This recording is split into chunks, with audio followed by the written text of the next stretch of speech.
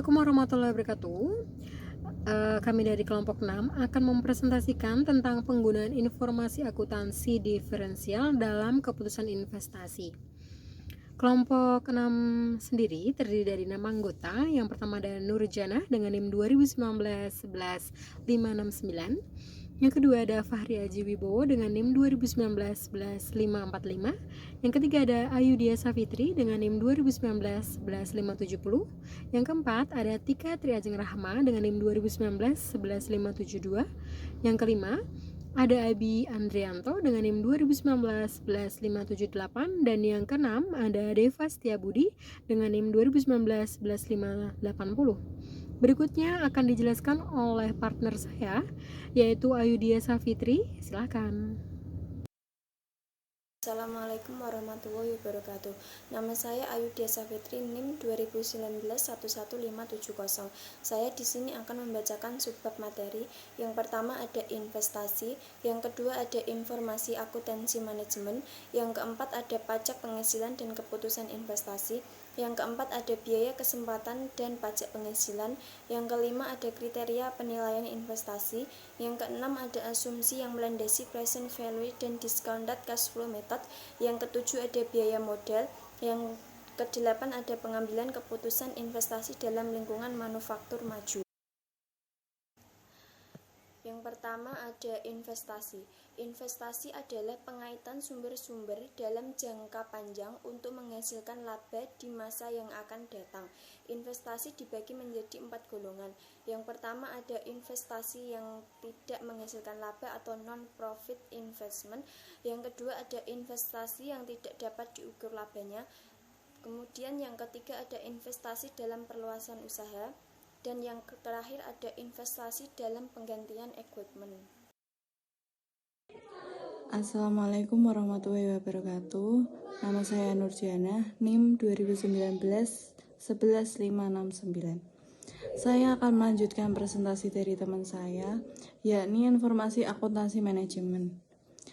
Dalam pengambilan keputusan investasi, manajemen memerlukan informasi akuntansi manajemen yang berupa aktiva penuh, pendapatan penuh, dan biaya penuh pada masa yang akan datang.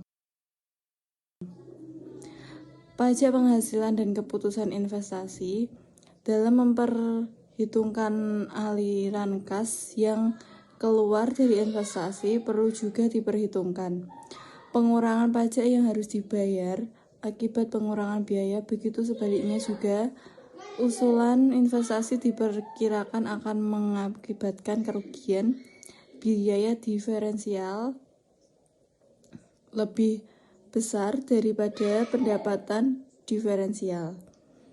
Maka dapat pajak penghasilan akibat kerugian tersebut harus diperhitungkan dalam taksiran aliran kas masuk dari investasi. Oke, selanjutnya ada biaya kesempatan dan pajak penghasilan. Dalam pergantian aktiva tetap, perusahaan akan memiliki kesempatan memperoleh kas masuk dan penjualan aktiva tetap lama, dan kemungkinan memperoleh laba atau menderita kerugian penjualan aktiva tetap lama. Kriteria penilaian investasi yang terdiri dari payback metode rata-rata kembalian investasi, present value metode, dan discounted cash flow metode.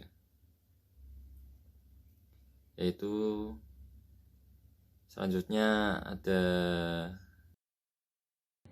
saya Fahri Aji Wibowo mau melanjutkan presentasi.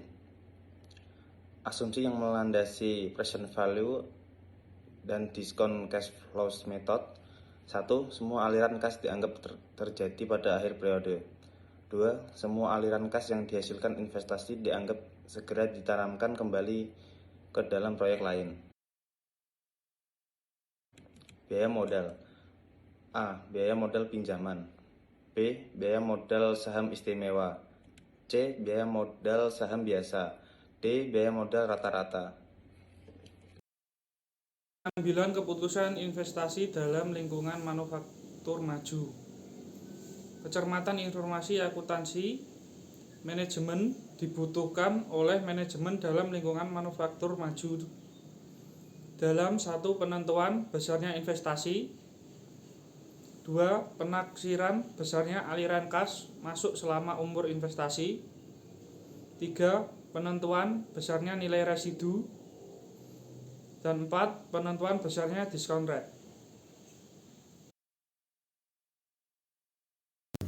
Dari presentasi yang disajikan, dapat disimpulkan bahwa penggantian aktiva tetap dalam perencanaan jangka panjang sudah tidak ekonomis pemakaiannya, karena harus menggunakan modal yang sangat besar dan resiko yang panjang. Maka dari itu, harus diperlukan pengambilan keputusan investasi secara diferensial.